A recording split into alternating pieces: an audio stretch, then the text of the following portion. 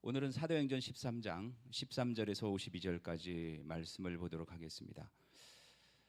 13장 처음에는 구브로에서 이제 전도 사역을 했던 내용이 나오고요. 그다음에 13절부터 52절까지는 구브로 섬에서 이제 그 지금으로 말하면 그 튀르키예 지방에 올라가서 선교하는 사역 내용을 보도록 하겠습니다. 13절에서 15절까지는 버가에서 비시디아 안디옥으로 이동하는 과정이 나오고, 이 과정에서 마가 요한이 예루살렘으로 돌아가요. 이제 여러 가지 학설이 있는데 그건 제가 조금 이따 말씀을 드리고, 그 다음에 16절에서 41절까지는 그 비시디아 안디옥에 있는 회당에서 사도 바울이 설교하는 내용이 나오죠. 그 사도행전에 긴 설교가 3개가 나오는데, 하나는 베드로의 설교, 그 다음에 스데반의 설교, 그 다음에 오늘 본문에 나오는 사도 바울의 설교예요. 그 다음에 42절서부터 45절까지는 바울의 설교에 대한 그 유대인들의 반응은, 그 다음에 46절에서부터 52절까지는 그 이제 이고니온이라는 다른 이방인 지방으로 가는 내용이 나옵니다. 13절을 보면은 바울과 그 일행은, 그러니까 바울과 바나바와 마가 요한이죠, 바보에서 배를 타고 밤빌리아에 있는 버가로 갔습니다. 밤빌리아 하면은 요 오른쪽 지도에 보는 것처럼 터키 남부 지방을 밤빌리아라고 해요. 그리고 그 위에가 이제 비시디아인데 그 전체를 갖다가 이제 갈라디아 지방이라고 하시면 돼요. 버가로 갔습니다. 그곳에서 마가 요한은 그들을 떠나 예루살렘으로 돌아갔습니다. 이 마가 요한이 돌아간 여러 가지 이유는 한 4가지 정도가 있는데, 그건 좀 이따 설명을 해드릴게요. 그 지도를 잘 보시면은 이게 이제 옛날 그 로마 시대의 지도인데, 그거를 현대어로 이렇게 기록해 놓은 건데, 맨 밑에 보면 버가라는 데가 있죠. 그 주황색 점들이 그 세바스테 가도라는 도로예요. 그러니까 뭔가 우리가 알다시피 모든 길은 로마로 통한다. 로마가 도로를 잘 닦아놨단 말이에요. 그 도로 중에 한 부분이에요. 그게 이제 세바스테라는 도로고, 주전 6년경에 건설된 로마 도로예요. 이 도로를 따라 사도 바울이 이제 전도한 내용이 나오죠. 그래서 버가에서 출발해서 비시디아 안디옥, 그 다음에 이고니온이라는 데가 나오고, 이제 루스드라라는 데가 나오고, 돌아갈 때는 다시 역으로 해서 돌아가죠. 바울 일행은 바보 항구에서 배를 타고 북서쪽으로 280km 떨어진 밤빌리아 지역으로 이동했다. 그러니까 지금 배를 타고 280km 가는 것도 좀 굉장히 먼데, 주후 1세기 당시에 배를 타고 280km 건너가는 것은 굉장히 힘들었을 거예요. 위험했고, 그들은 아마도 아탈리아 항구에 도착해서, 왜 버가라는 데는 항구 도시가 아니었기 때문에 버가를 가려면은 아탈리아라는 항구 도시에 도착해서 버가로 이동을 해야 했다는 거죠. 가장 가까운 도시 버가로 이동했다. 버가가 있는 밤빌리아는 소아시아 남쪽 지중해 연안으로 작고 가난한 주였다. 버가는 지중해 해안에서 내륙으로 20km 지점에 있는 도시였으며 여러 신을 숭배했지만, 그 중에서 이제 아르테미스라는 그 신이 있는데, 이걸 이제 우리가 잘 알고 있는 다이아나 여신 같은 뜻이라고 보시면 돼요. 그러니까 그리스에서는 아르테미스, 로마에서는 다이아나, 주 신이었고, 이 신을 숭배하는 이제 큰 신전이 있었다고 해요. 이때 바울과 바나바의 조력자였던 마가 요한은 알 수 없는 이유로 예루살렘으로 돌아갔다. 여러 가지 학설이 있어요. 그러니까 예를 들어서, 그러니까 이제 바나바와 사울 이렇게 나왔는데, 그러니까 그 버가에서부터 사역을 하면서 바울이 먼저 나오죠. 그러니까 쉽게 말하면 팀장이 바뀐 거예요. 그러니까 마가 요한은 자기 삼촌을 쫓아갔는데, 이제 사울에 비해서 이제 밀려나니까 거기에 대해서 반감을 가졌을 것이다. 아니면 이제 오랜 기간 동안 젊으니까 엄마가 보고 싶어서 돌아갔을 것이다. 그 다음에 또 하나의 학설은 뭐냐면은, 요 갈라디아 지방, 여기가 어디죠? 버가에서 그 갈라디아서를 보면은 버가에서 사도 바울이 병에 걸려요. 근데 그 병이 뭔가에 대해서 여러 가지 학설이 있는데, 가장 유력한 학설은 사도 바울이 말라리아에 감염이 돼서 그러니까 그 높은 고원지대로 가서 휴양하러 간 곳이 비시디아 안디옥이다라고 학자들은 얘기를 하죠. 근데 이제 비시디아 안디옥까지 가는데 큰 산맥이 있어서 거기에 도적들이 굉장히 많았대요. 그러니까 안 그래도 같이 간 팀장이라는 사람이 아파서 누워 있고 또 험난한 도적들이 있는 산을 통과해야 되니까 신앙이 깊지 않았던 마가 요한은 무서워서 돌아갔을 것이다. 이런 학설들이 있습니다. 이것은 두 선교사에게 적지 않은 충격을 주었고 요한에 대한 사도 바울의 불신은 이때부터 상당 기간 지속되어서 2차 전도 여행을 갈 때 바나바와 바울이 이 문제로 싸우다가 이제 두 팀으로 나눠지게 되죠. 14절 그들은 버가에서 더 나아가다가 비시디아 안디옥에 이르게 되었습니다. 성경은 간단하게 나왔지만은 갈라디아서를 추청했을 때 사도 바울이 병에 걸려서 쉬러 올라갔다가 거기서 이제 선교를 하게 된 내용을 나오죠. 안식일에 그들은 회당에 들어가 앉았습니다. 바울과 바나바는 버가에서 북쪽으로 약 200km 떨어져 있는 200km를 고산지대로 올라가야 되니까 그러니까 마가 요한 입장에서는 되게 힘들었을 거예요. 비시디아 안디옥에 도착했다. 버가에서 비시디아 안디옥으로 가는 길은 타우루스 산맥을 통과하는 험준한 길이었다. 이 타우루스라고 나오고 요즘에는 그러니까 요즘 지도를 보니까 토로스 산맥이라고 나와요. 그래서 제가 그 구글에서 한번 찾아보니까 고산지대라 그 산꼭대기에 눈이 쭉 있더라고요. 굉장히 험한 산이었고 이 길은 폭우로 끊어진 곳이 많았고 로마 군인들도 통제하기 어려운 강도들이 여기저기에 숨어 있었다. 그래서 고린도후서 11장을 보면은 사도 바울이 이제 이런 고백을 하죠. 자주 여행을 하는 동안, 그러니까 선교 여행을 하는 동안에 강물의 위험과 강도들로부터 오는 위험. 여기서 이 강도가 그러니까 여기일 것이다라고 이제 학자들은 추정을 합니다. 비시디아 안디옥은 이제 고산지대에 있었죠. 해발 1,100m 고산지대에 있었으며 베트남으로 말하면은 달랏 같은 지역이에요. 베트남 사람들이 신혼여행을 대부분 달랏으로 가요. 왜냐면 거기 가면 시원하니까. 근데 이제 한국 사람들은 거기 가면 큰 감동이 없어요. 왜? 환경이 비슷해요. 그냥 소나무도 있고. 베트남엔 소나무가 없는데 고산지대 올라가면 소나무가 있잖아요. 그리고 거기 딸기도 나오고 배추도 나오고. 그래서 달랏의 그 농산물이 되게 좋죠. 그런 고산지대에 있었다.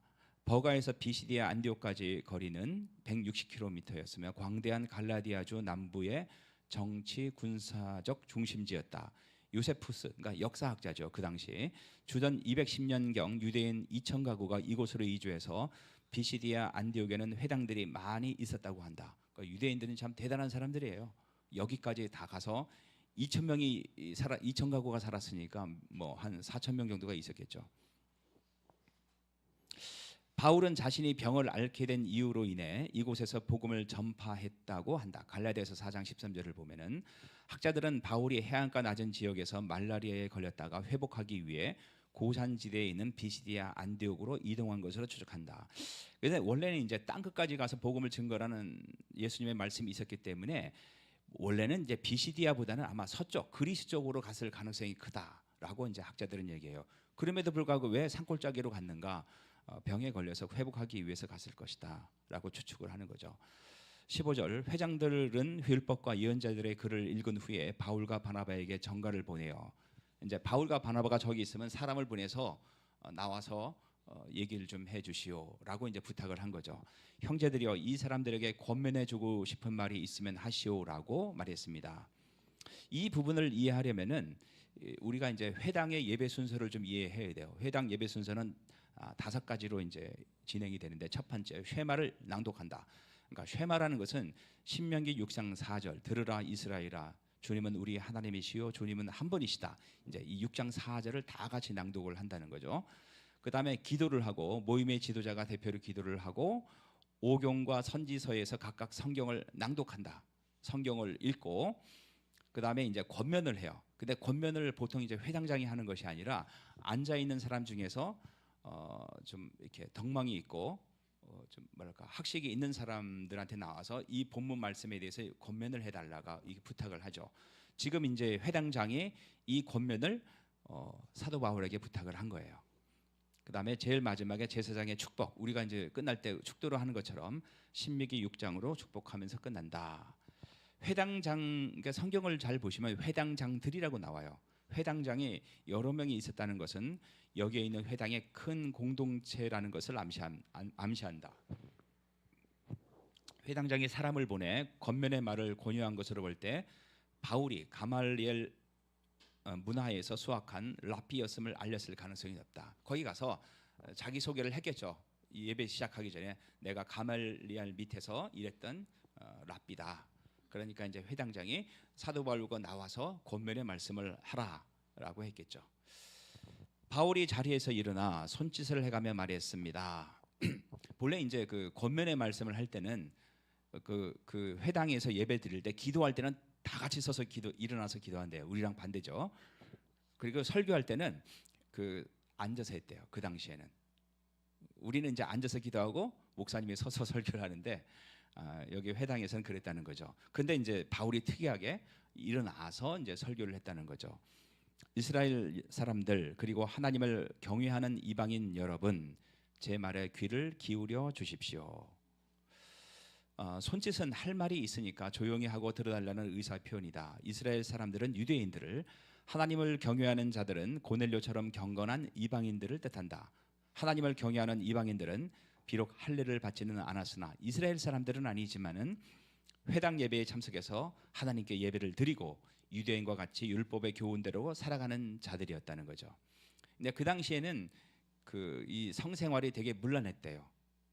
그러니까 이제 뭐 하여튼 여러 가지 문제가 있으니까 근데 이제 그러니까 하나님을 믿는 유대 회당에 다니는 사람들은 아주 올바르게 생활을 하니까, 그래서 그 회당에 참석한 그러니까 이방인들 중에는 의외로 여자들이 많았다는 거죠.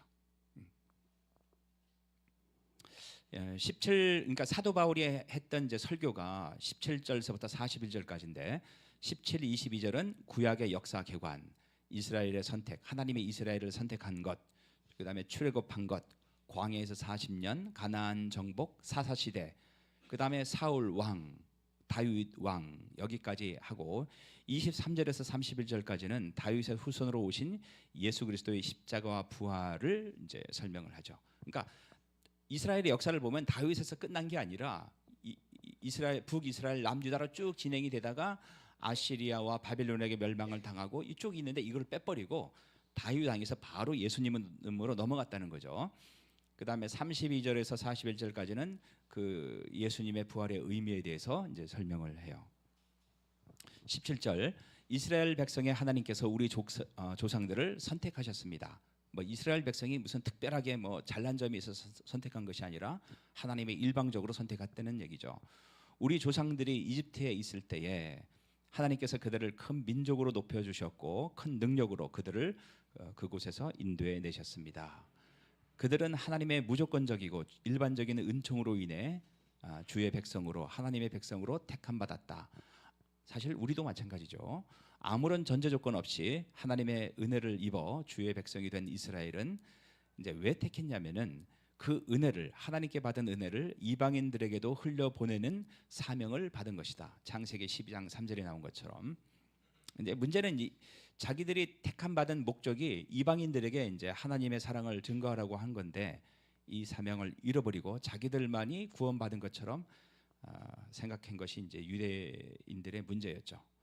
18절, 그리고 광야에서 40년 동안 출애굽한 다음에 이제 광야에서 40년 동안 그들이 행한 일을 참으셨으며, 누가 참았냐면 하나님이 참았다는 거예요. 그 40년 동안 하나님의 말씀에 불순종하고 하나님을 믿지 않고 오히려 우상 숭배를 했다는 거죠. 출애굽 이후 광야 40년은 그 시작부터 끝까지 하나님께서 그 소행을 참으신 불순종의 시간으로 규정하고 있다. 하나님께서 그들의 소행을 오래 참으시면서 언약을 지켜주신 시간이었다.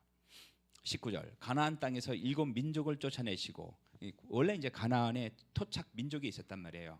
그 민족을 쫓아내시고 그들의 땅을 이스라엘 백성에게 유업으로 주셔서, 하나님은 가나안 땅에 사는 7 족속을 멸하시고 그들의 땅을 이스라엘에게 기업으로 주셨다. 신명기 7장 1절은 하나님이 내쫓으신 7 가나안 족속이 나오는데 헷 족속, 기르가스, 아모리, 가나안, 브리스, 히위, 여부스 족속이라고 한다. 이들의 공통점은 7 민족의 공통점은 모두 이스라엘보다 더 크고 힘이 센 족속이라는 사실이다. 우리가 이제 이런 그림을 보면 에이 이런 게 사실이냐 하지만은 요즘에 발굴된 고고학 자료를 보면은 어마어마하게 큰 거인들이 살았다는 것이 증거로 나오고 있어요.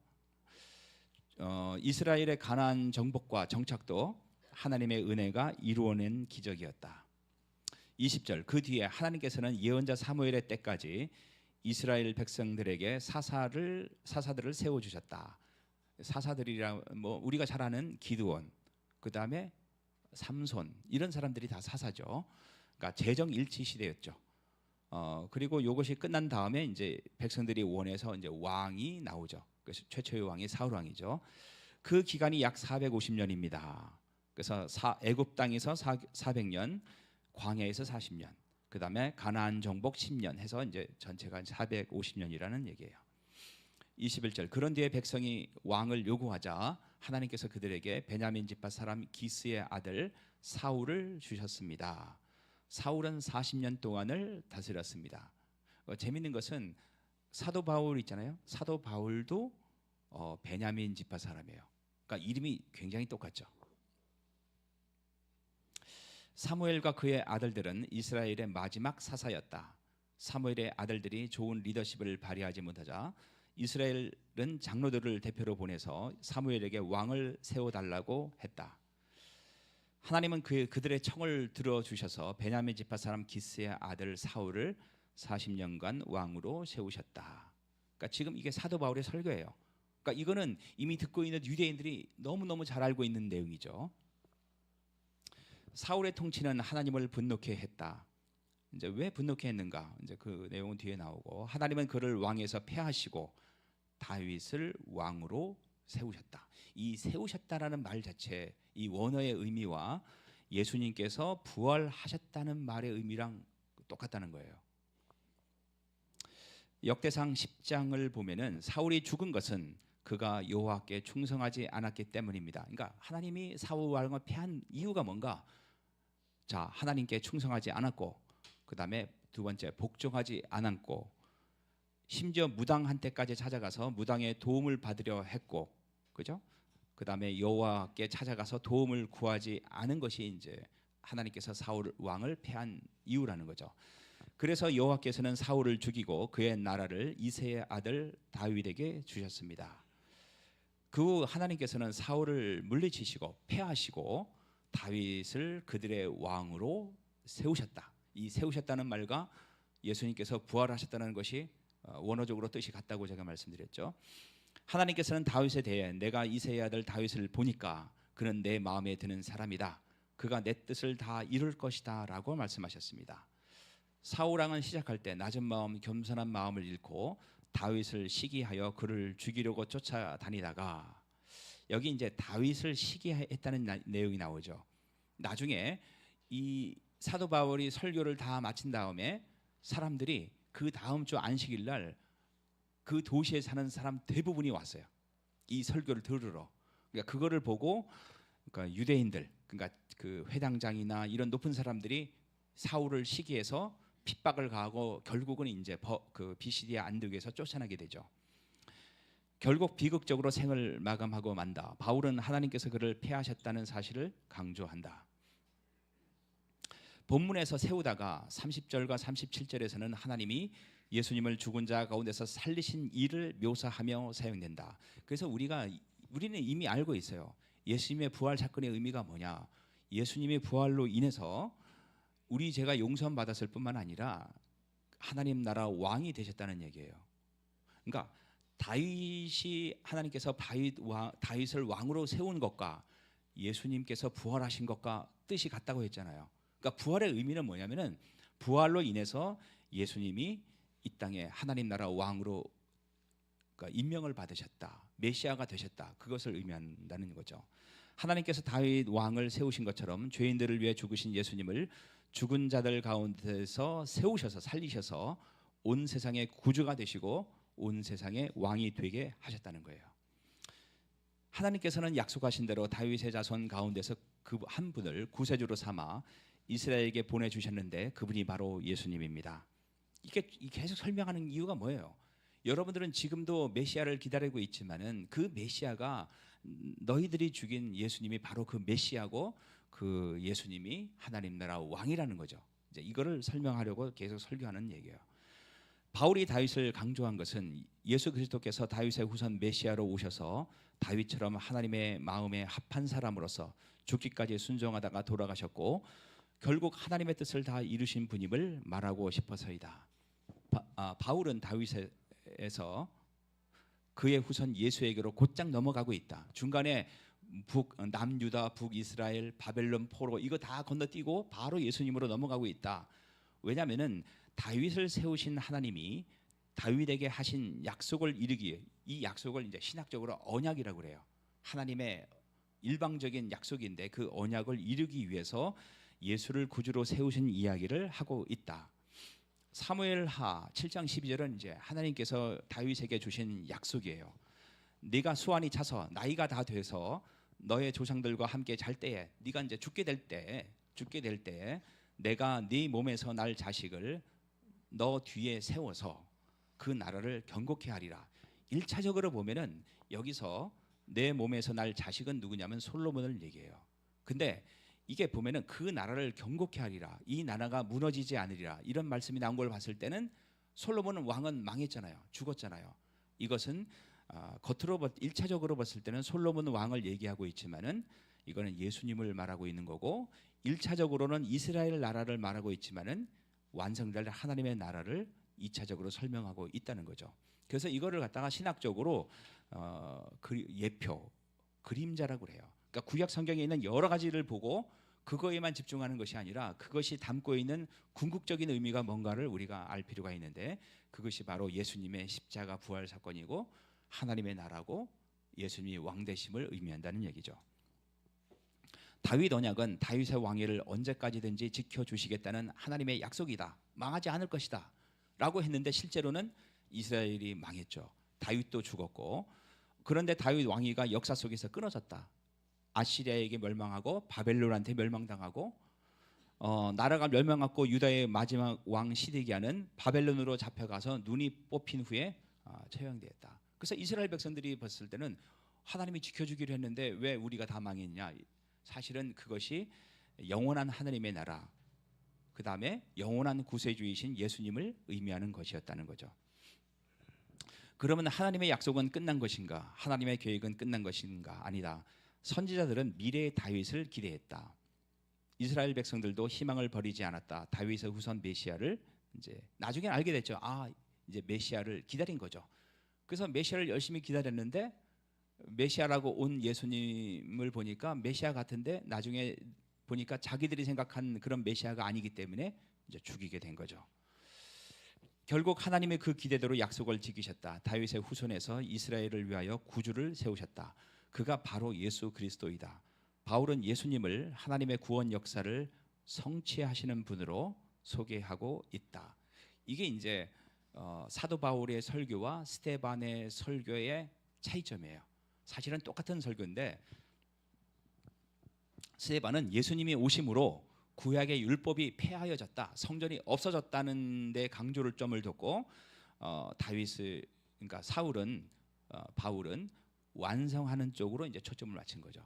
그래서 학자들은 이 사도 바울의 이 설교를 가만 보니까 사도행전 7장이 나는 스데반의 설교랑 거의 유사하단 말이에요. 그래서 그 사도 바울의 스승이 누구인가? 스데반이었을 것이다.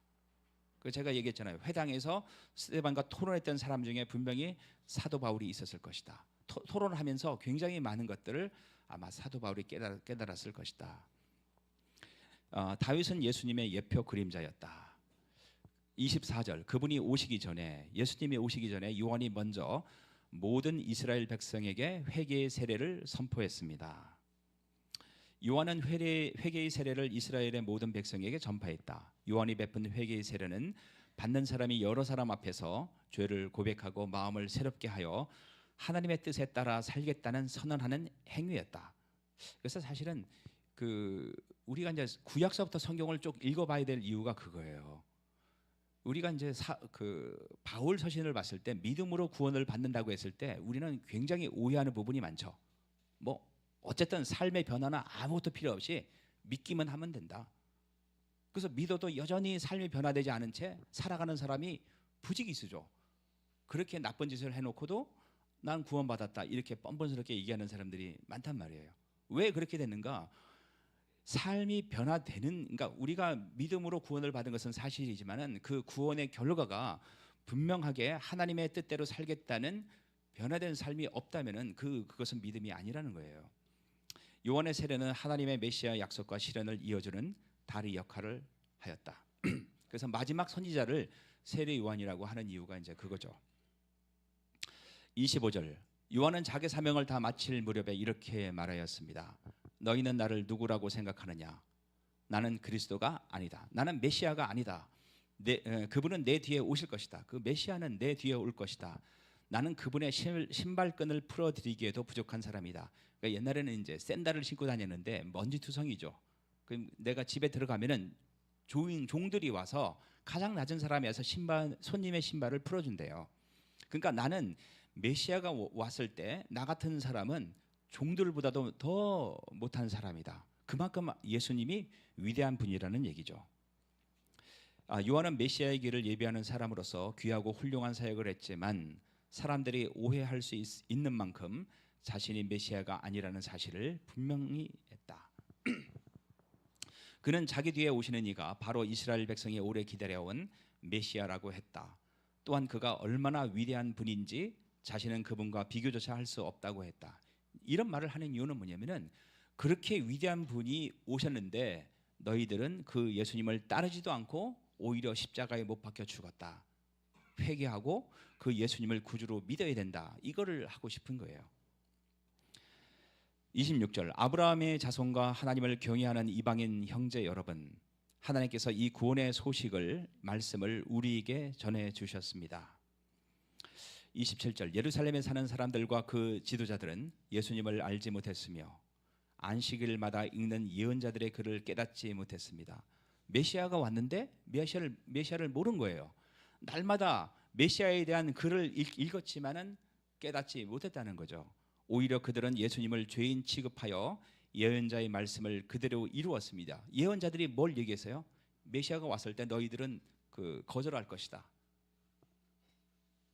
그런데 유대인들은 거절했다. 그들은 예수께서 하신 말을 알아듣지 못했다.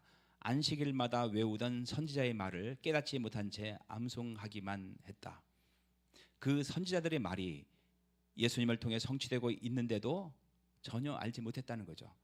그렇다면 왜 이렇게 알지 못했을까? 왜 그들은 알지 못했을까? 메시아가 왔는데 알지 못했다는 거죠. 성경을 읽었는데도 깨닫지 못했다는 거죠. 그 이유가 뭔가? 하나님이 원하시는 나라가 아니라 자신들이 바라는 나라에만 관심을 쏟았기 때문이다. 그러니까 자기들이 생각하는 로마를 이기고 세계에서 가장 강대국이 되는 그런 물질적인 하나님의 나라를 꿈꿨기 때문에 하나님의 일은 생각하지 않고 사람의 일만, 그러니까 자기들이 영화롭게 되는 것만 생각했다는 거죠. 우리도 마찬가지죠. 성경을 읽을 때 내가 행복하고 우리 집안이 잘 되고 여기에만 목적을 두고 읽으면요, 성경 자체가 얘기하는 걸 다 놓칠 수밖에 없어요. 우리는 물론 우리 자신의 건강과 우리 자녀들을 위해서, 우리의 부를 위해서, 비즈니스를 위해서 기도해야죠. 근데 그것을 기도하는 근본적인 목적과 이유를 알지 못한 채 여기에만 매달리면은 진짜 그건 기복 종교가 되고 어쩌면 그거는 구원과 전혀 상관이 없는 교회만 다니는 사람이 될 수도 있다는 거예요. 자기를 부인하고 자기 십자가를 지고 따라야 하는데 예수님께서 오셔서 말씀하신 게 이거잖아요. 자신들이 왕으로 군림하는 나라에 대한 야망으로 가득했기 때문에 아무리 성경을 읽어도, 아무리 예언자들이 한 예언을 읽어도 배워도 외워도 소용이 없었다는 거죠. 그래서 저는 성경 읽는 거를 반대하지는 않지만은 뭐 일주일 만에 성경 통독, 저는 그건 별로 이렇게 추천하지 않아요. 읽어서 깨달았냐 이거지. 여러분, 성경은 대충 보면 전혀 이해할 수가 없어요. 제가 이렇게 저도 이제 주제별로 딱 뽑아갖고 설교하면 좋죠. 이렇게 1절서부터 다 강의하는 게 보통 어려운 게 아니에요.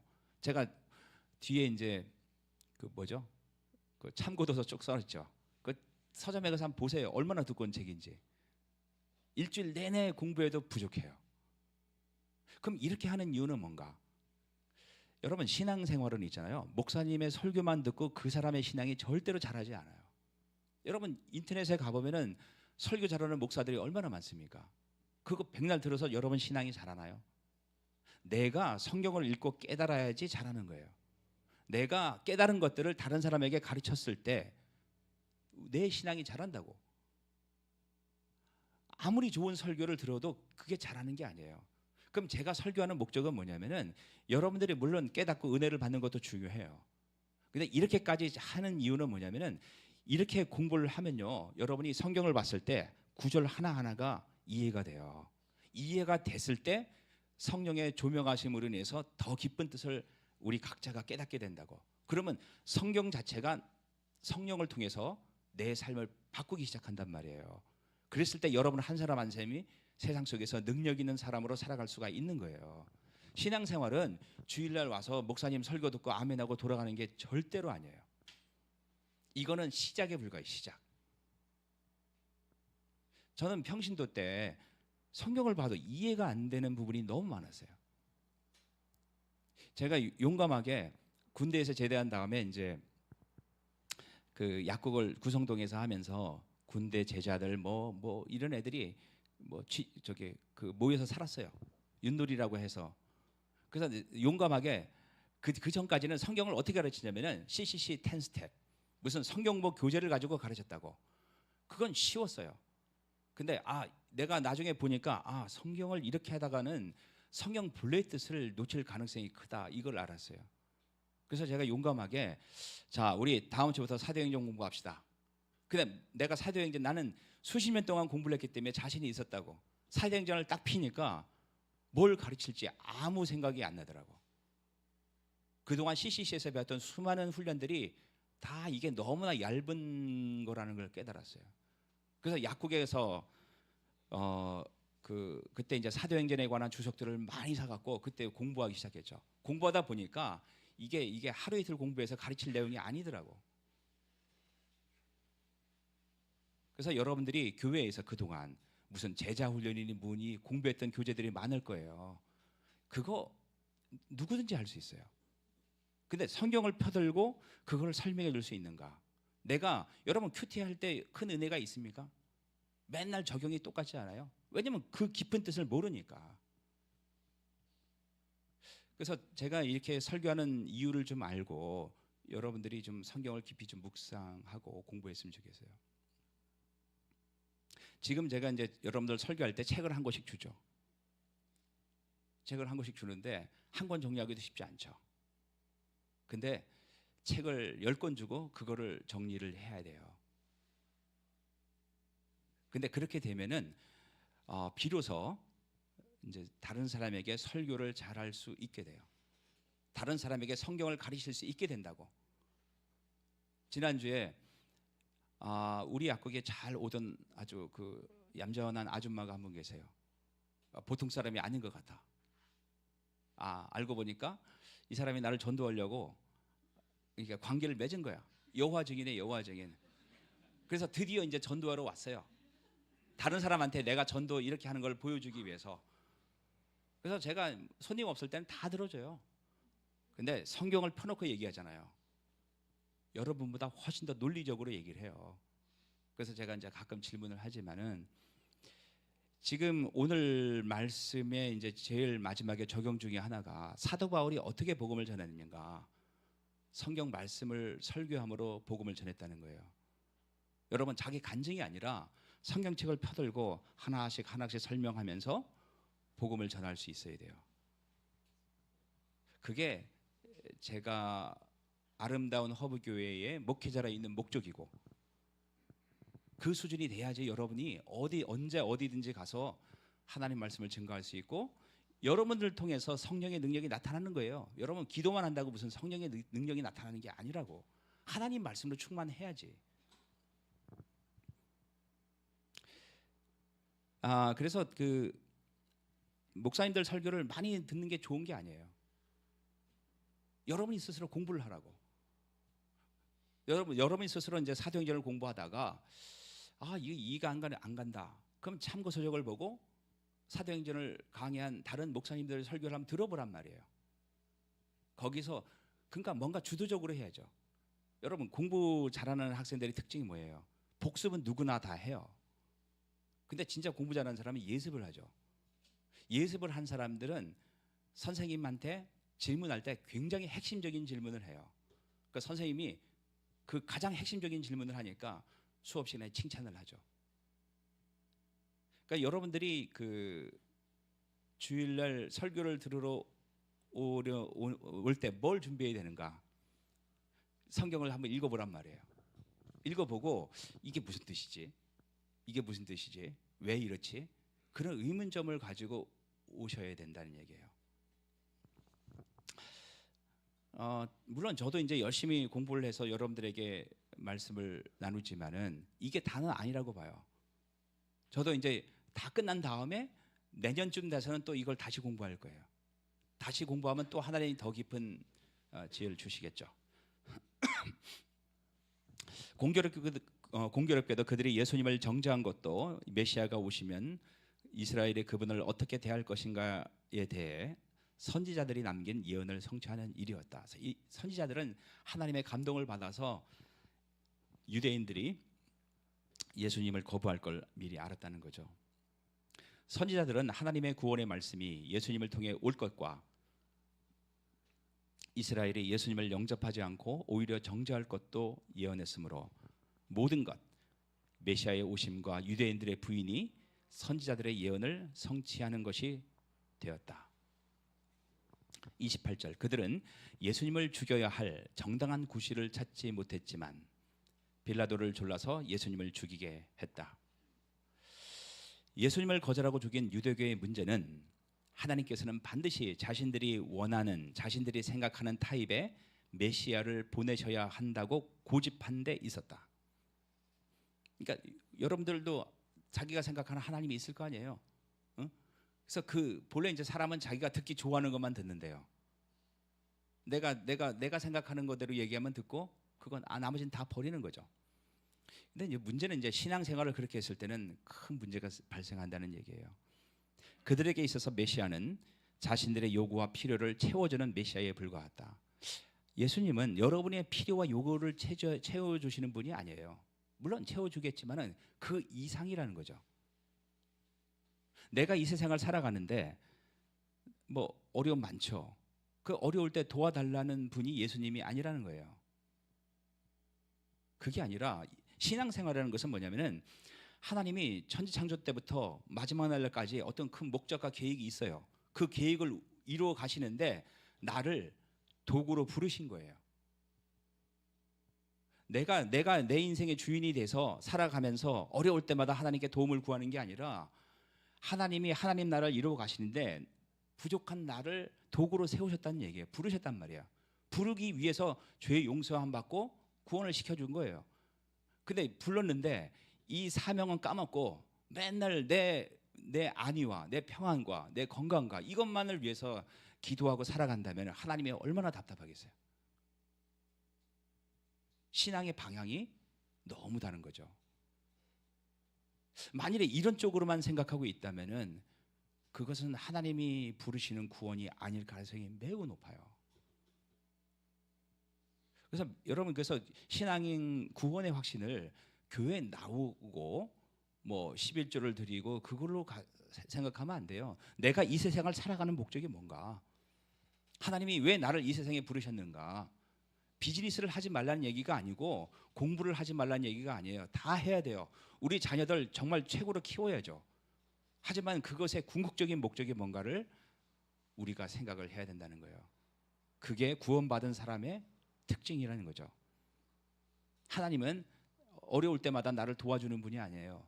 내가 하나님께 어떻게 희생할 것이고 내 인생을 바칠 것인가를 우리가 고민을 해야 된다는 얘기예요.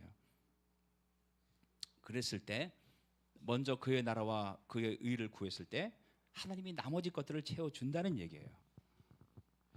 하지만 하나님의 아들 예수 그리스도는 그들이 만드는 프레임 혹은 패러다임에서 벗어난 사람이었다.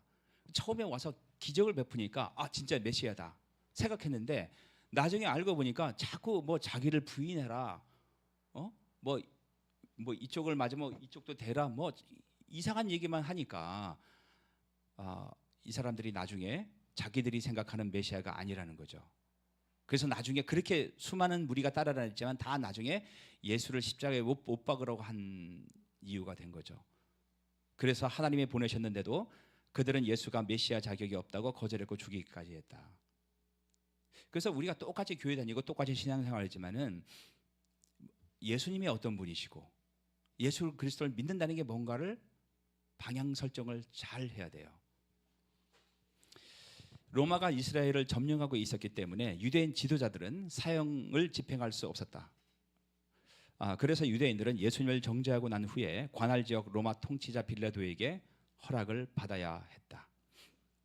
29절, 그들은 예수님에 관하여 성경에 기록된 모든 말씀대로 예수님께 행했습니다. 그리고 나서 그들은 예수님을 십자가에서 내려 무덤에 두었습니다. 그러나 하나님께서는 죽은 사람들 가운데서 예수님을 살리셨습니다. 하나님이 예수님을 살리신 것은 그에게 아무 죄가 없다는 것을 인정하는 일이었고, 또 하나는 그 예수 그리스도가 바로 메시아라는 것을 설명하기 위해서였다는 거죠.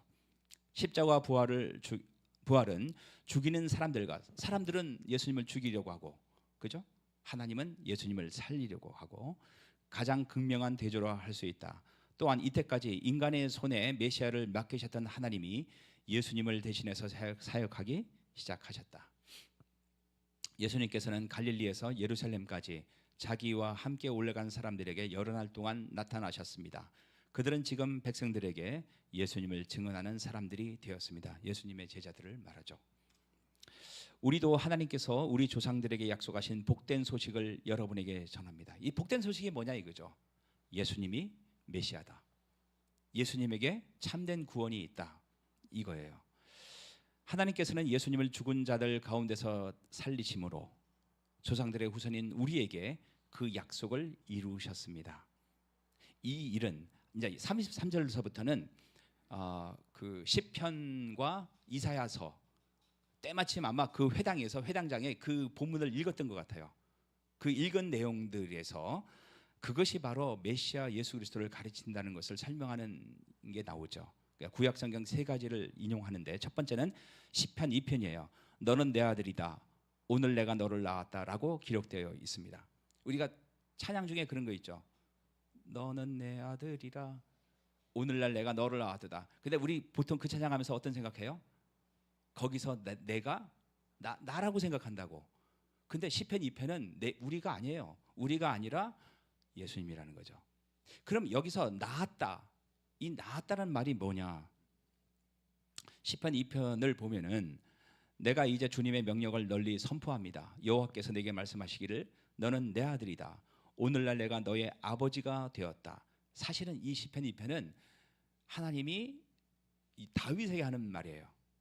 근데 이 다윗에게 말하지만은 이것의 의미가 그림자인 예수님을 말한다는 거죠. 나에게 구하여라. 그러면 내가 모든 나라들을 너에게 유산으로 주겠다. 그러니까 내가 너를 낳았다. 이 낳았다는 의미를 한번 생각을 해보세요. 그 다음의 내용을 보면은 세상의 모든 나라들을 너에게 주겠다. 지구상의 모든 민족들이 다 너의 소유가 될 것이다. 이건 뭐예요? 하나님 나라 왕이 된다는 얘기예요. 그렇다면은 내가 너를 낳았다라는 말의 의미는 예수님의 부활과 뜻이 같은 의미라는 거죠. 그래서 시편 2편, 학자들은 시편 2편을 로얄 쌈이라고 한다. 그러니까 제왕의 시라는 거죠. 왕이. 그럼 이 왕은 누구를 가리키는가? 영원한 하나님 나라의 왕이신 예수님을 가리킨다는 얘기예요. 왕으로 오실 메시아에 대한 예언을 담고 있다고 한다. 낳았다는 예수님의 부활로 예수님께서 하나님의 아들 메시아임이 확증되었다는 뜻이다. 예수님의 부활로 하나님 나라가 시작되었고 예수님께서 하나님 나라의 왕이 되셨다. 그렇게 기다리던 메시아가 오셨고 그 메시아로 인한 하나님의 나라가 이제 시작되었다. 근데 너희들은 지금 모르고 있지 않냐? 빨리 회개하고 믿어야 된다. 이게 이제 사도 바울의 설교의 핵심이라는 얘기예요. 하나님께서 예수님을 죽은 자들 가운데서 살리시고 썩지 않게 하셨습니다. 이런 뜻으로 하나님께서는 이거는 이제 이사야서 55장을 인용하는 거예요. 내가 다윗에게 약속한 거룩하고 확실한 복을 너희에게 주겠다라고 말씀하신 것이 있습니다. 이거를 봤을 때 그 회당장이 읽었던 것은 시편과 이사야였을 것이다라고 이제 추측을 하는 거죠. 자기들이 읽었는데 그 뜻을 알지 못했는데 사도 바울이 이거를 설명하니까 듣는 사람들이 얼마나 놀랐겠어요. 이사야서 55장 3절을 보면은 너희는 귀를 기울이고 내게 나와 들으라. 그리하면 너희 영혼이 살리라. 내가 너희에게 영원한 언약을 세우리니 곧 다윗에게 허락한 확실한 은혜, 확실한 복이다. 그러니까 예수님이 왕이 되시고 하나님과 나라가 되시는 것이 우리에게 엄청난 은혜이고 축복이 된다는 얘기예요. 보아라, 내가 다윗을 온 민족 앞에 내 증인으로 삼았고 많은 나라의 통치자와 지휘관으로 세웠다. 예수님의 부활은 다윗 언약의 성취이다. 그 성취는 이스라엘을 넘어서는 하나님 나라의 시작이며 그 하나님 나라 백성에게 주어지는 축복이다. 35절 다른 시편에도 하나님께서 이렇게 말씀하셨습니다. 주님께서는 주님의 거룩하신 분을 무덤에서 썩지 않게 하실 것입니다. 그러니까 예수님을 썩지 않게 해서 부활시킬 것이다. 그것은 주님께서 나를 무덤에 내버려 두지 않으시고 주님께서 주님의 거룩한 자를 썩지 않게 하실 것이기 때문입니다라고 시편에 기록되어 있어요. 다윗 후손으로 오신 메시아는 영원히 살아계셔야 한다. 그래야 다윗의 나라가 하나님의 나라가 영원히 설 수 있다. 36절 다윗은 평생 하나님의 뜻대로 살다가 죽어서는 조상 곁에 묻혔고 그의 몸은 썩고 말았습니다. 그러나 하나님께서 살리신 분은 썩지 않았습니다. 이스라엘 사람 중에 가장 위대하고 평가받는 다윗도 죽고 썩고 말았지만 메시아인 예수 그리스도는 썩지 않고 부활하셔서 썩지 않을 영원한 나라를 가져오셨다. 하지만 결국 쇠하고 없어질 군사적, 정치적, 민족적 나라를 세워줄 메시아를 고대한 사람들에 의해서 예수님은 죽임을 당했다. 하나님의 나라를 오해한 결과가 메시아를 죽이게 했다는 거죠. 그러므로 형제 여러분, 여러분에게 알려드리고 싶은 것은 여러분에게는 예수님으로 말미암는 죄 용서의 복음이 전파되었다는 것입니다. 우리는 이걸 너무 많이 들어서 이건 뭐 감동이 없는데 그 사람들한테는 충격적인 얘기였어요. 왜냐하면 그 사람들은 그 당시에 유대인들은 어떻게 생각했습니까? 성전에서 제사를 드려야지 내 죄가 용서받는단 말이에요. 근데 그게 아니라 예수님을 믿음으로 용서를 받는다는 말은 너무너무 충격적인 얘기였다는 거죠. 여러분이 모세의 율법으로는 의를 얻을 수 없지만 여러분이 매일 제사 드리는 것으로는 절대로 하나님의 자녀가 될 수 없지만 예수님을 믿는 사람은 누구나 예수님을 통해서 의롭다함을 얻습니다. 비시디아 안디옥 지방은 로마 행정구역상 갈라디아에 속한다. 그 갈라디아 교회에게 보낸 성경이 갈라디아서예요. 지금 우리가 비시디아 안디옥 교회 이런 데가 이제 갈라디아 교회 중에 하나였다는 거죠. 이 지역의 교회들에게 보낸 갈라디아서의 가장 큰 주제는 이신칭이다. 믿음으로 의롭다함을 받는다는 거죠. 바울은 회당에 모인 사람들에게 모세의 율법으로는 의롭다 하심을 얻지 못한다고 담대히 말하고 있다. 모세의 율법을 지키지 않은 채 하나님의 백성이 된다는 것은 유대인으로서는 상상할 수 없는 사실이었기 때문이다. 사도들과 예루살렘 교인들은 예수님을 메시아로 믿기 시작했을 뿐 유대교를 떠난 것은 아니었다. 왜냐하면 유대를 떠난 게 아니라 예수님도 믿었지만 유대교의 의식이나 형식을 다 했다는 거죠. 따라서 율법으로 의롭다 하심을 얻지 못하는 율법으로 하나님의 새 언약 백성이 될 수 없다는 바울의 주장을 유대인뿐만 아니라 유대인 그리스도인마저 받아들이기 쉬운 것은 아니었다는 거예요. 40절 그러므로 예언자들이 말한 것이 여러분에게 일어나지 않도록 조심하십시오. 이것도 이제 이거는 하박국서를 인용한 말씀인데 보아라 너희 비웃는 사람들아 너희는 놀라고 망하여라. 너희가 사는 날 동안 내가 한 가지 일을 하겠다. 누군가 그 일을 너에게 일러 주어도 너희는 믿지 않을 것이다. 이 한 가지 일이 뭐냐면은 예수님의 십자가와 부활을 통해서 예수님의 메시아가 되고 그 메시아를 믿어야지만은 하나님의 자녀가 된다는 거죠. 근데 너희들이가 믿지 않을 것이다. 하박국서 1장 5절을 보면은 그래서 여러분들이 나중에 그 성경을 공부할 때 구약을 인용한 구절이 나오면은 반드시 구약에 가서 이 본래의 뜻을 확인을 하는 게 필요해요. 그래서 사실은 여러분 책장에 주석으로 가득 차 있어야 돼. 신약, 구약 왔다 갔다 하면서 봐야 돼요. 여러분 그 목사님 서재를 가본 적 있어요? 다 책이잖아요. 그 폼으로 있습니까? 목사님 그거 다 꺼내서 본다는 얘기예요. 그거 꺼내지 보지 않으면 이해하기 어려워요. 여호와께서 이르시되 너희는 여러 나라를 보고 보고 놀라고 또 놀랄지어다. 너희의 생전에 내가 한 가지 일을 행할 것이다. 누가 너희에게 말할지라도 너희가 믿지 아니하리라. 예수님이 메시아라고 말을 해도 너희 믿지 않을 것이다. 그 얘기예요. 일은 여기서 하나님이 하시는 일은 두 차례 모두 단수로 사용된다. 이것은 예수님을 영접하는 것을 뜻한다. 유대인들은 하나님께서 예수님을 통해 모든 사람들을 구원하신다는 말씀을 믿지 않았다. 그래서 그 결과는 멸망이라는 얘기죠. 42절 바울과 바나바가 회당에서 나갈 때에 사람들이 다음 안식일에도 이런 말씀을 더해달라고 부탁했습니다. 일부 유대인들은 도저히 받아들일 수 없었지만은 마음이 열린 사람들은 야 이건 진짜 획기적인 말씀이다. 이게 진짜 사실이구나. 그러니까 더 말씀을 해달라고 부탁을 한 거예요. 다음 안식일에도. 43절 모임이 끝난 뒤에 많은 유대인과 유대교로 개종한 사람들이 바울과 바나바를 따랐습니다. 다음 안식일까지 기다릴 수가 없는 거예요. 같이 가면서 계속 질문하고 대답하고 하는 거죠. 바울과 바나바는 그들과 이야기를 나누며 항상 하나님의 은혜 가운데 있으라고 권했습니다. 그래서 학자들이 쓴 글을 보면은 다음 안식일 올 때까지 사도 바울이 일주일 동안 하나님의 복음을 가르쳤다고 돼 있어요. 일주일 동안. 그리고 그 다음 안식일에 사람들이 구름같이 몰려오자 유대인들이 핍박을 가하기 시작했고 나중에 쫓겨나게 되죠. 그러면 비시디아 안디옥에서 사도 바울이 그 예수님을 믿고자 하는 사람들에게 가르친 기간은 딱 일주일이에요. 그리고 거기서 추방당한다고. 그럼 일주일 동안 들었던 사람들이 나중에 어떻게 되냐면은 추방당해서 이고니온으로 갔다가 그 다음에 루스드라로 갔다가 다시 거꾸로 돌아와서 비시디아 안도까지 오는데 몇 개월이 걸렸대요.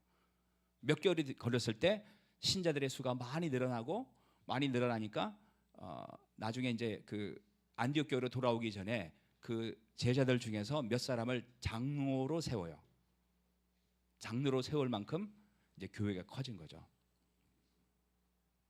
회당 모임이 끝난 후 많은 유대인과 유대교에 입교한 경건한 사람들이 바울과 바나바를 따라 갔다. 그들이 선포한 복음을 더 듣고 싶어서였다. 바울과 바나바는 다음 안식일까지 일주일 동안 도시에 머물며 이 사람들을 만나 복음을 전했다. 얼마나 재밌었을까? 근데 저는 그런 생각을 해봐요. 이 사람들은 그러니까 이방인이면서 회당에 왔을 정도면은 진짜 하나님에 대해서 알고 싶었던 사람들이에요. 구약 성경도 열심히 읽었을 거야. 그리고 메시아도 기다렸을 거야. 근데 메시아가 예수님인 것 같은데 아니니까 실망도 많이 했을 거 아니에요. 그 사람들에게 와서 구약의 말씀을 쭉 설명해 주면서 그 너희가 죽인 그 예수가 메시아다. 하나님 나라 왕이 되셨다 했을 때 이 사람들은 어마어마한 충격을 받았을 거라고 생각이 돼요. 그럼 이 사람들이 그렇게 빨리 회심하고 빨리 성장하셨던 이유는 무엇인가? 하나님에 대한 열정과 관심과 그런 게 있었기 때문이 아닌가 그렇게 생각을 해요. 44절 그 다음 안식일에는 그 도시에 있는 사람이 거의 다 주님의 말씀을 들으려고 몰렸습니다. 그래서 이걸 갖다가 학자들은 이건 과장법이다. 어떻게 비시디아 사람 전체가 오냐 뭐 그렇게 했는데 하여튼 굉장히 많은 사람이 왔다는 얘기예요. 45절 그 무리를 보자 유대인들은 시기심에 불타서 그죠? 사울이 시기심에 불타서 다윗을 공격했고 그것 때문에 멸망당했잖아요. 똑같이 유대인들이 그랬다는 거죠. 바울이 말한 것을 반대하면서 욕을 해댔습니다. 복음을 전파하는 데 가장 큰 방해는 시기와 질투다. 유대인들은 바울이 전한 복음을 받아들이지 않았다. 또한 이방인들에게 그 복음을 넘겨주고 싶지도 않았다. 자기가 싫으면은 남이 가는 건 막지 말아야 되는데 그것도 막았다는 거죠. 그들이 복음을 받아들이는 것을 더 싫어했다. 가장 성화되기 어려운 부분이 시기와 질투다. 여러분 시기와 질투 이 부분을 넘어서지 못하면은 모르겠어요. 하나님 나라에 들어갈지. 우리가 뭐 미움 다툼 시기 질투 버리고 뭐 아름다운 마음들이 뭐 있어 노래 있잖아요. 시기와 질투 없어야 돼요. 그게 예수 그리스도로 성령으로 변화된 사람들의 특징이에요.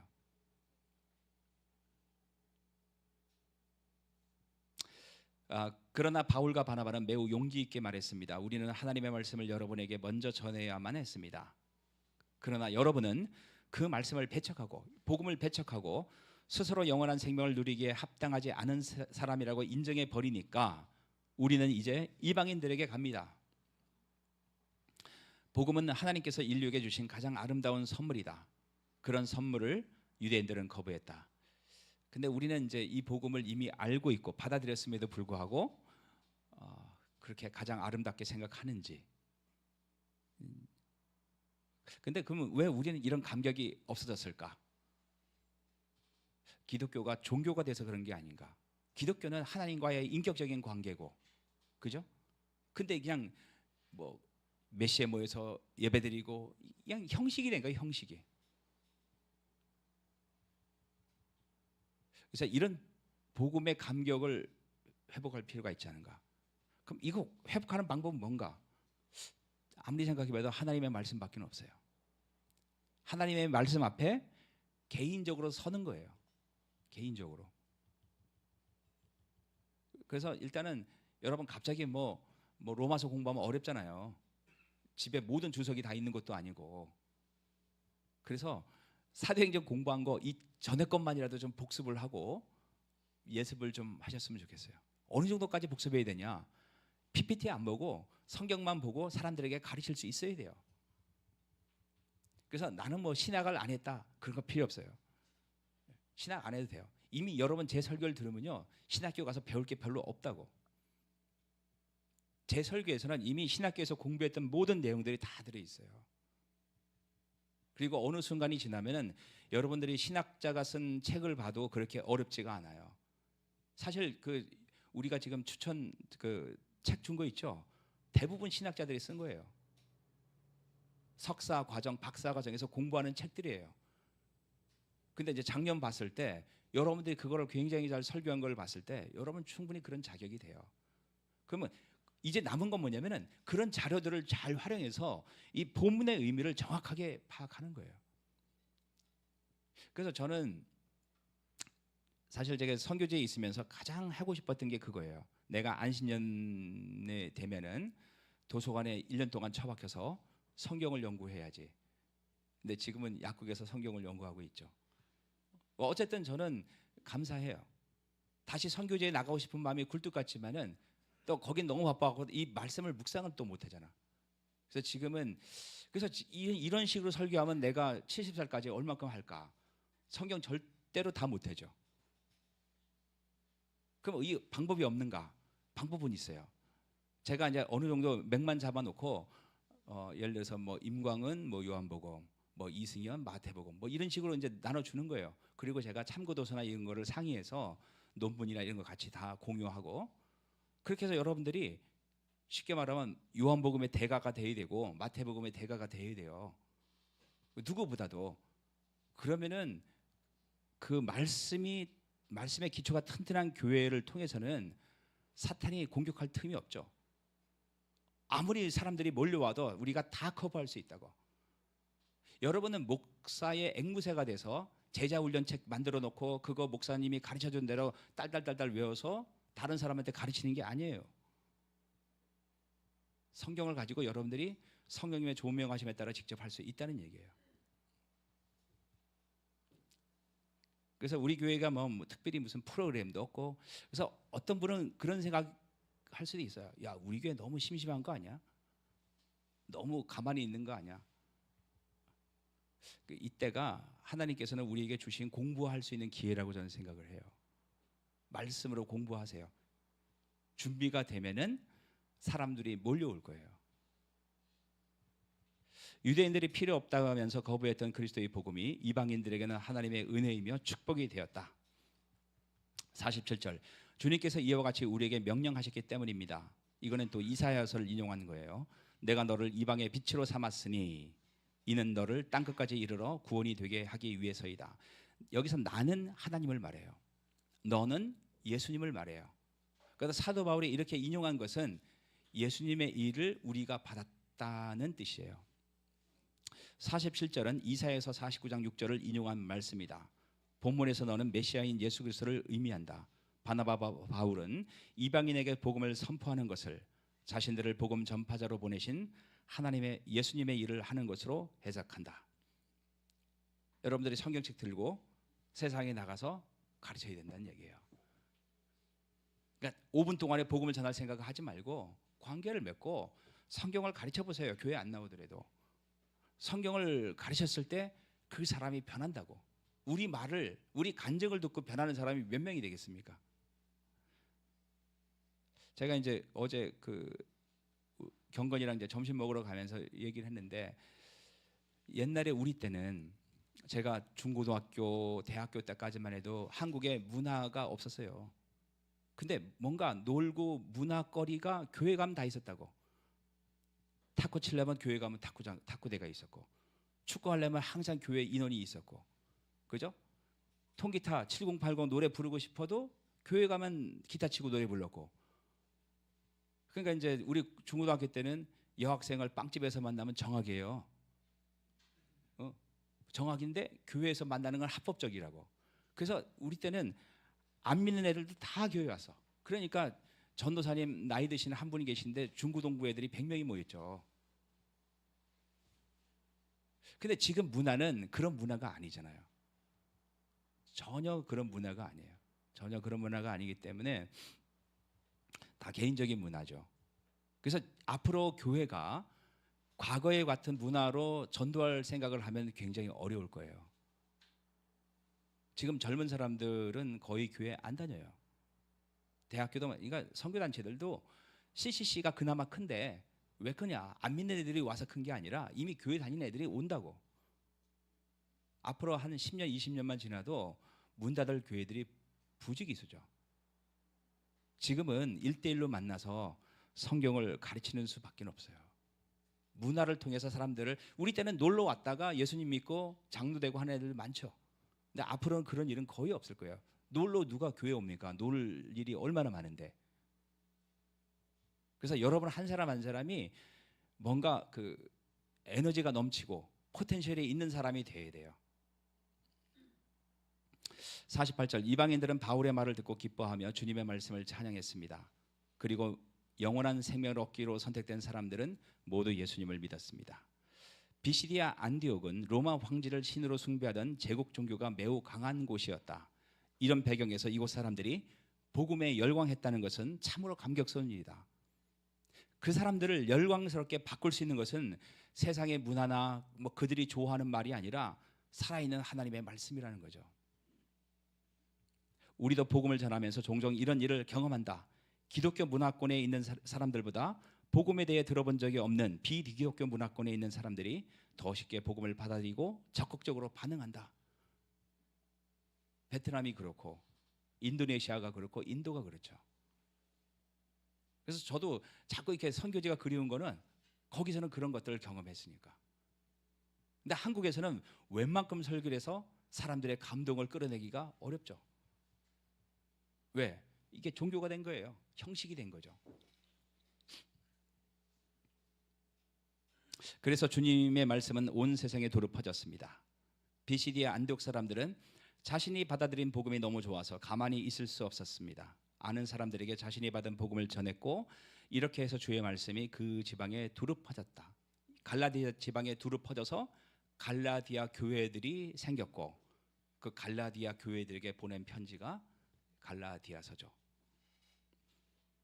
50절, 그러나 유대인들은 경건한 귀부인들과 그 도시의 지도자들을 부추겨서 바울과 바나바를 핍박하게 했고, 마침내 자기들이 살고 있는 지방에서 그들을 내쫓았습니다. 경건한 귀부인들은 유대교로 개종한 것은 아니지만 하나님을 경외하는 이방 사람들로 종종 회당을 찾는 이방인들이었다. 당시 유대교로 회심한 사람들의 50%와 경건한 사람들의 80%가 여성이었다고 한다. 도시 지도자들은 왜 유대인들의 청을 들어줬을까? 그러니까 사도 바울을 추방하라고. 그들은 기독교가 황제 숭배를 위협한다고 생각했을 것이다. 또한 바울이 전한 복음으로 인해서 도시가 동요하는 것이 팍스 로마의 평화를 위반한다고 생각했을 것이다. 51절 바울과 바나바는 그들에게 자기들의 발에 있는 먼지를 털어버리고 이고니온으로 갔습니다. 그들이 발에 티끌을 터는 행동은 복음을 전파하지 못하게 방해하고 쫓아내는 것에 대한 책임이 유대인들과 도시 지도자들에게 있다는 것을 상징한다. 52절 제자들은 계속 기쁨과 성령으로 충만하였습니다. 여기서 제자는 사도 바울과 바나바를 말해요. 복음은 항상 엇갈리는 반응을 유발한다. 참으로 기뻐하며 곧바로 영접하는 이들이 있는가 하면 매우 강경하게 부인하고 심지어 복음 전파하는 자들을 해하려는 자들도 있다. 이런 사람들을 만나면 시간 낭비하지 말고 다음 대상을 찾아 나서는 것이 바람직하다. 선교사들이 뿌린 복음의 씨앗은 하나님이 자라게 하실 것이다. 바울과 바나바는 복음의 씨앗을 뿌리고 비시디아 안디옥에서 쫓겨났다. 일주일만 양육하고 쫓겨난 거죠. 예수님을 영접한 사람들을 말씀으로 양육하고 싶었지만 그럴 수 없었다. 그러나 그들이 할 수 없었던 일을 하나님께서 하실 것이다. 실제로 몇 달 후에 이고니온 루스드라 갔다가 다시 거꾸로 돌아왔을 때 제자들의 마음을 굳게 했을 뿐 아니라 장로들까지 세웠다. 교회 리더들을 세웠단 말이에요. 그만큼 교회가 커졌다는 얘기죠. 그러면 어떻게 커졌는가? 하나님께서 하셨다는 얘기죠. 바울과 바나바는 이 사건이 사역의 실패가 아니라 사역지 변경에 불과하다는 것을 알았다. 핍박을 통해서 사역지를 이동시키는 성령의 전형적인 방식이 이번에도 사용되었던 것이다. 제가 그 베트남에서 나오기 직전에 2019년도죠. 18년, 19년 이때 중국에서 시진핑이 등장하면서 엄청난 선교사들이 추방당했어요. 그래서 이 사람들이 팀을 이뤄서 돌아다니는 거야, 동남아시아를. 자기 사역지 찾으러. 남의 일 같지도 않고 불쌍하더라고. 그래서 우리가 선교사들끼리 돈 모아서 우리가 후원도 했어요. 그래서 지금은 그분들이 다 어떤 분은 인도네시아, 어떤 분은 미얀마 이런 데 가서 이제 사역을 하시죠. 이게 이제 핍박을 통해서 사역지를 이동시키는 것이 성령님의 방법이란 얘기예요. 교훈. 첫 번째 마가 요한. 이 사람의 고향은 예루살렘이죠. 서울 본토배기처럼 예루살렘 본토배기 이 사람은 어머니는 마리아였고 이 사람의 이름은 마가 요한인데 마가는 로마식이고 요한은 히브리식이에요.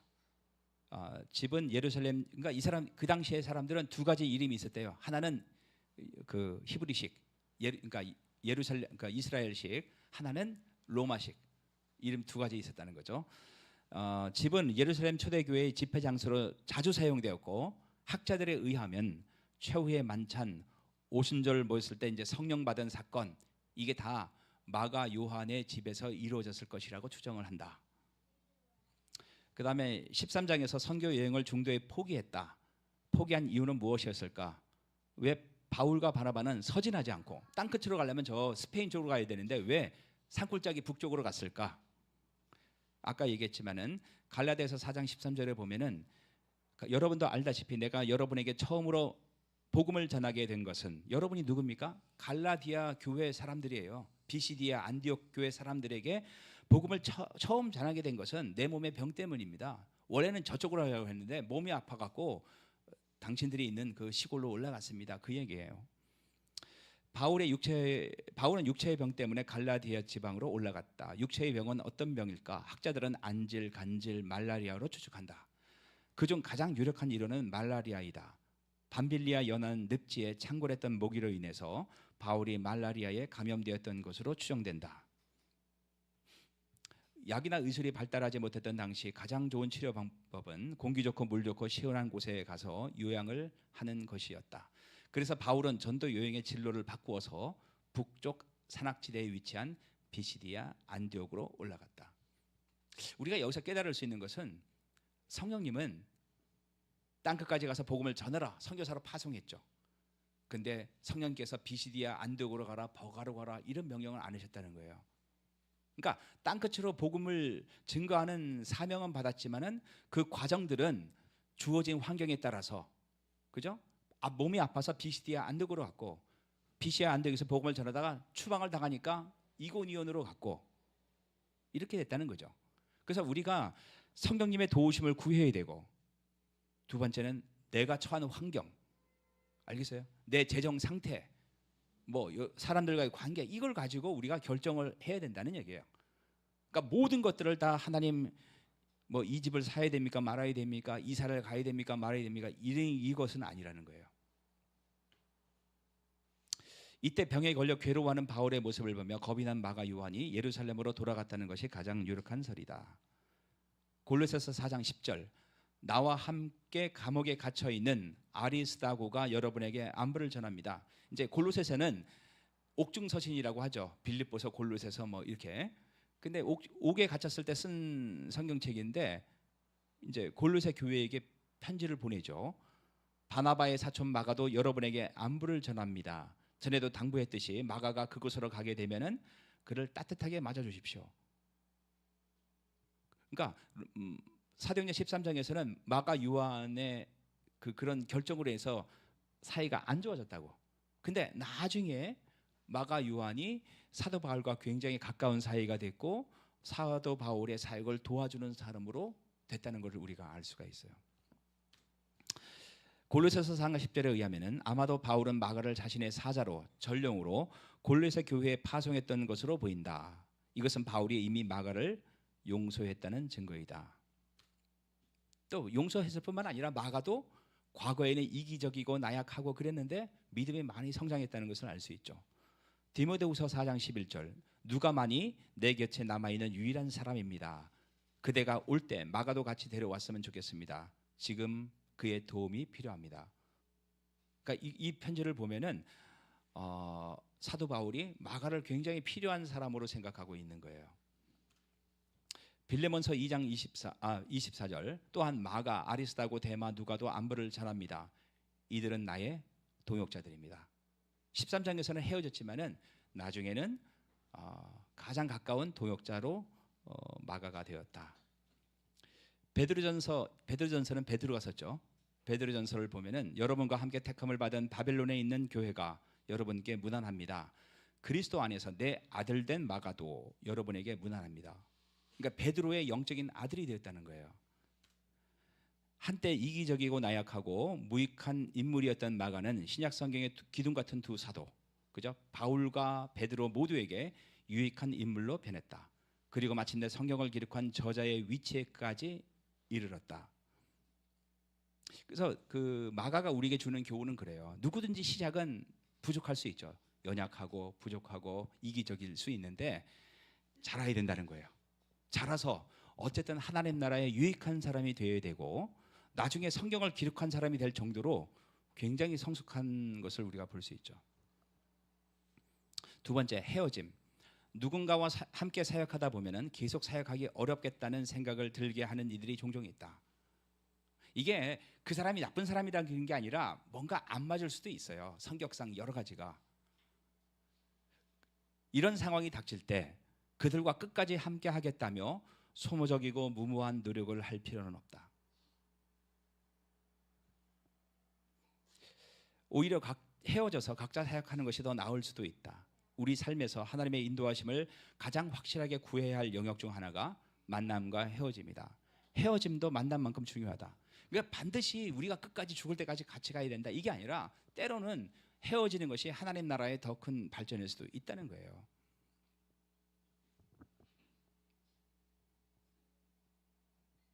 그 다음에 세 번째, 전도 방법, 설교. 바울이 비시디아 안디옥에서 사용한 전도 방법은 설교였다. 자신이 설득하는 것이 아니라 하나님의 말씀이 듣는 이들 속에서 역사하기를 바라는 것이다. 그 제가 처음에 이제 설교할 때 말씀드렸던 것처럼 우리를 변화시키는 것은 하나님의 말씀이에요. 물론 제가 이렇게 설교하는 것도 하나님 말씀이지만은 더 확실한 거는 여러분이 성경을 읽으면서 성령께서 깨닫게 해주셨을 때 가장 확실하게 변한다고.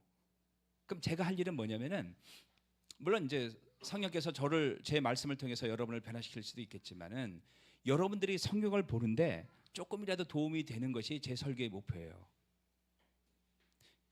한 2년 동안 여러분이 제 설교를 열심히 들었고 집에 가서 복습을 했다면은 성경의 전체 주제, 성경의 흐름 아마 감이 왔을 거예요. 이제는 성경을 통해서 여러분들이 직접 하나님의 역사를 경험해야 된다는 얘기예요. 복음 전도는 듣는 이들이 원하는 것을 하나님이 줄 수 있다고 말하는 것이 결코 아니다. 그들이 반드시 알아야 하고 믿어야 하고 수용해야 하고 포기해야 하는 것이 있다는 것을 가르치는 일이고 그 믿음의 대상이 얼마나 믿을 만한 것인지를 말해주는 것이다. 그 다음에 마지막으로 네 번째, 성경을 잘 알아서 성경을 가르치는 것이 복음 증거 방법이라고 얘기했는데, 그러면 우리가 어떻게 성경을 잘 공부하고 해석할 수 있는가? 설교만 들으면요, 성경을 공부하고 해석하는 거는 목사가 한 거를 그냥 듣기만 하는 거예요. 그러니까 여러분 스스로 공부하고 해석할 수 있어야 된단 말이에요. 이거를 하려면은, 이거 사실은 제가 그 아침마다 올리는 그 유튜브에 올리는 링크한 내용이에요.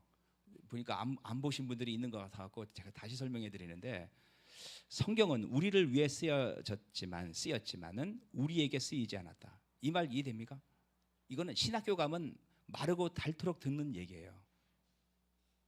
성경은 우리의 구원을 위해서 쓰여졌지만은 지금 현대 2000년대에 사는 우리에게 주어진 게 아니란 말이에요. 옛날 사람들을 대상으로 쓰여진 거라는 얘기죠. 1차 독자가 있고 2차 독자가 있다는 거죠. 우리는 2차 독자예요. 2차 독자. 성경의 특징은 두 가지가 있는데, 하나는 초월성이에요. 하나님의 말씀이라는 거죠. 그 다음에 또 하나는 역사성이에요. 하나님의 말씀인데 인간의 형식인 언어를 가지고 문화와 역사를 담아서 쓴 글이란 말이에요. 그렇기 때문에 하나님의 말씀이라고 생각하고 읽지만은 그 당시의 역사적 배경과 문화적 배경을 이해하지 못하면은 성경에서 주시는 하나님의 메시지를 놓칠 가능성이 크다는 얘기예요. 성경은 하나님의 말씀이지만 인간의 글이다. 예수님도 하나님이시지만 우리에게 인간으로 오셨다. 성경은 하나님에 계신 초월성을 가졌지만 인간의 언어로 기록된 역사성을 지녔다. 그래서 성경은 성령님의 조명, 도우심으로 읽어야 하며 동시에 역사와 문화와 지리와 문학을 이해하며 읽어야 한다. 근데 이것만 빼놓고 읽으면은, 그 역사성을 빼놓고 읽으면은 그 뭐죠? 그 이단 중에 뭐 있잖아요. 그 신천지인가? 신천지 해석하는 거 보면 기가 막혀요. 자기 마음대로야.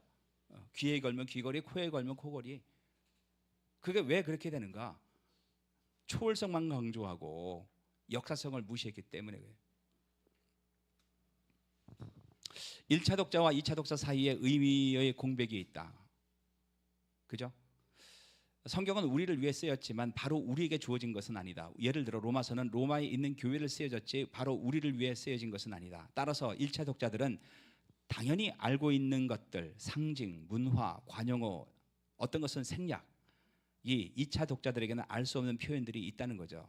이러한 의미의 공백을 메우는 것이 배경 지식 연구라는 거죠. 예를 들어서 이 사람은 변사또처럼 나쁜 사람이다 라고 말을 했을 때, 한국 사람들은 변사또에 대한 특별한 설명이 없어도 이해한다. 알잖아요. 춘향전을 아니까. 근데 외국 사람들은 이해 못한다는 얘기예요. 그래서 이렇게 설명이 없어도 이해되는 지식을 갖다가 가정된 지식, 공유된 배경 지식이라고 얘기를 해요. 하지만 다른 나라 사람들은 변사또에 대한 설명이 없이는 깊이 있게 이 문장을 이해할 수 없다는 거죠. 예를 들어서 네피림에 대해서는 성경에 설명이 안 나와요. 근데 그 당시 모세 당시의 사람들은 네피림에 대한 이해가 있었다는 거죠. 그러면 다시 그 역사적으로 들어가서 네피림이 뭘 의미하는가를 역사적으로 이해한 다음에 그 문장을 이해할 수 있다는 얘기죠. 예, 그 계시록에 보면은 음녀 바벨론에 대한 이야기가 나와요. 그 음녀에 대해서 우리는 마음대로 해석해요. 뭐 옛날에는 뭐 유럽 공동체다, 별 희한한 해석이 많았죠. 근데 이제 1차적인 독자, 그 당시 핍박을 당하는 그리스도인들을 향해서 쓰여진 요한계시록은 음녀 바벨론 하면은 말은 음녀 바벨론이지 사람들은 다 알았어요. 아, 그거 로마. 여러분 일제 시대에 그러니까 일본에 저항한 시들을 보면은 다 은유법으로 썼단 말이에요. 일본이란 말씀은 잡혀가니까. 이것도 마찬가지라는 거죠. 그 당시를 이해해야지 요한계시록을 정확하게 이해할 수 있다는 거죠. 적용. 같이 사역하다 해줄 수 있다는 거죠. 그래서 뭐 이런 말을 해야 될지 말아야 될지 고민인데, 만일에 우리 교회가 마음에 안 들었다면은 더 좋은 교회를 가셔도 돼요. 우리 교회만이 유일한 교회는 아니니까. 저는 그렇게 생각을 해요. 그리고 우리가 웃으면서 보내줄 수 있어야 된다. 또 우리는 우리 나름대로 받은 사명이 있고 그런 게 있기 때문에 이 우리 교회 스타일이랑 이게 나랑 너무 안 맞는 것 같다. 그러면은 옮기셔도 전혀 문제되지 않는다. 저는 그렇게 생각을 하고요. 사실 저도 예전에 이제 어떤 교회 다니다가 한 10년 동안 고민하다가 나왔어요. 근데 지금 생각해 보면 아예 좀 더 일찍 나올 걸 그런 생각도 있어요. 교회는 있잖아요. 우리 교회만 교회는 아니죠. 그래서 여러분들이 그런 문제는 뭐 이제 다시는 여러분 얼굴 안 보고 그런 건 아니니까. 그래서 제가 그 연평교회에서 나오신 분들이 뭐 골프 모임을 한다고 하는데 아주 이상적인 모임이에요. 거기는 모이는 사람들이 교회가 다 다르대요. 그리스도인이기 때문에 모이는 거 아니에요. 우리가 그런 여유가 좀 있어야 된다. 그다음에 성령께서 선교사로 부르셨지만은 구체적인 결정은 사도 바울과 바나바가 상황에 맞게, 환경에 맞게, 병에 걸렸으니까 비시디아 안독으로 올라간 거예요. 결정했다. 하나님은 우리의 이성과 지혜와 판단을 존중하신다. 다만 우리가 올바른 판단을 할 수 있도록 늘 성령님의 도우심을 구하는 기도를 해야 된다는 거죠. 누구나 실패할 수도 있고, 그죠? 마가 요한처럼 연약할 때도 있다. 하지만 그 상태에 머문다면 그것은 구원이 아니라는 거죠. 복음은 우리의 죄를 사할 뿐 아니라 우리를 변화시키고 성장시키고 그리고 하나님 나라를 위해서 사용하신다는 얘기예요. 저도 이제 자라가야 되고, 그죠? 완벽한 사람은 없죠. 부족함이 있죠. 다만 어제보다는 오늘이 인격적으로나 모든 면에서 나아가야 된다는 얘기예요. 복음의 씨앗을 자라게 하시는 분은 하나님이시다. 그래서 사도 바울이 비시디아 안디옥에서 일주일 동안 가르쳤는데 나중에 돌아왔을 때 사람들이 많아졌고 장로까지 세우게 됐잖아요. 하나님이 세우신다는 거죠. 저도 이런 말씀이 있었기 때문에 베트남에서 자신 있게 나올 수가 있었고 뭐 지금도 그걸 믿고 있죠. 직접 양육하지 못하게 될 경우 하나님께서 자라게 하심을 믿자. 가장 좋은 전도 방법은 하나님의 말씀이다. 이 말씀을 잘 배우고 잘 가르치자는 얘기예요. 그래서 여러분들이 그 교회의 직분을 보면은 목사가 있어요. 목사가 있고 교사가 있고 사실은 목사와 교사는 동일 직분이라고 얘기를 해요. 그래서 제가 할 일은 성경을 잘 가르치는 거고요. 그 잘 가르치는 목사와 교사가 있다는 얘기는 우리는 누군가의 도움을 필요로 해요. 저도 누군가의 도움을 받는 거죠. 신학자들이 쓴 책이나 여러 이런 자료를 공부해서 저는 그 사람들한테 직접 제가 그 사람 밑에 가서 배우지는 않았지만은 책을 통해서 전 세계에 있는 좋은 신학자들의 책을 통해서 저는 배우고 있고 저는 그 사람들이 저의 스승이라고 생각을 해요. 그래서 여러분들도 저한테 그런 것들을 배웠으면 좋겠고 그것이 밑거름이 돼서 또 다른 사람들을 가르치는 사람이 됐으면 좋겠습니다. 하여튼 하나님의 말씀을 가르침으로 여러분들이 복음을 증거하고 양육하기를 바라요. 그 다음에 성경을 해석하는 방법은 성령의 도우심을 구하며 성경의 초월성이죠. 배경을 잘 연구하는 것이다. 그 다음에 마지막으로 복음을 듣는 사람들에 대한 깊은 이해가 필요하다. 지금 설교를 통해서 어떻게 보면 유대인들의 핵심을 찌르는 설교였었어요. 핵심을. 그 사람들은 구약 성경 다 알았죠. 다만 메시아가 어떤 분인지 몰랐던 거예요. 근데 그 핵심을 정확하게 찾아서 설교를 했죠. 그랬을 때 사람들이 변화됐단 말이에요. 사실은 유대인들을 선교하는 것보다 뭐 인도 사람, 베트남 사람, 인도네시아 사람 이런 사람들이 더 어려워요. 하나님에 대한 생각이 없으니까. 그러면 그 사람들도 종교심이라는 게 있다고. 그죠? 그 구정 때면 다 절에 가고 태풍이 오면 다 기도해요. 살려달라고. 태풍이 오면 태풍을 되게 무서워하더라고. 다낭 사람들은. 예. 그래서 자연재해 그런 종교심이 있단 말이죠. 그래서 그 사람들에 대한 불교에 대한 생각, 공산주의 교육, 그 사람들의 세계관을 잘 연구를 해야지 가장 핵심적으로 우리가 복음을 증거할 수 있다. 거기에 맞는 하나님의 말씀을 증거함으로. 그래서 이번에 이제 우리 단기팀이 베트남에 가는데 뭐 당연히 가야 되지만은 선교사들도 위로하고 와야 되지만은 베트남 사람들 내가 준다고만 생각하지 말고 내가 배워 와야 될 것들을 생각하면 더 좋죠. 그래서 사람들의 마음을 여는 방법은 뭐냐면은 내가 일방적으로 주는 게 아니에요. 내가 그 사람들의 말에 귀를 기울이고 그 사람들에게 도움을 받았을 때 오히려 더 많이 마음이 열린다는 얘기예요. 그래서 이번에 가서 한국어도 잘 가르치고 오시지만은 베트남 사람들과 이야기하면서 학생들에게 베트남에 대해서 좀 많이 배워왔으면 좋겠어요. 예, 기도하겠습니다. 하나님 아버지 감사를 드립니다. 하나님의 말씀만이 우리의 삶을 변화시킬 수 있고 죽어가는 영혼을 살릴 수 있다는 것을 압니다. 하나님의 말씀에 초월성과 역사성이 있다는 것을 배웠습니다. 성령님의 도우심을 구하면서 하나님의 말씀을 역사적으로 문화적으로 잘 공부할 수 있는 저희들이 될 수 있도록 도와주시고 그 말씀이 우리 교회 사역에 우리 선교 사역에 기초가 될 수 있도록 도와주시옵소서. 날마다 하나님의 말씀을 공부하고 묵상할 때 하나님의 성령이 임하는 경험을 할 수 있도록 도와주시옵소서. 예수님의 이름으로 기도했습니다.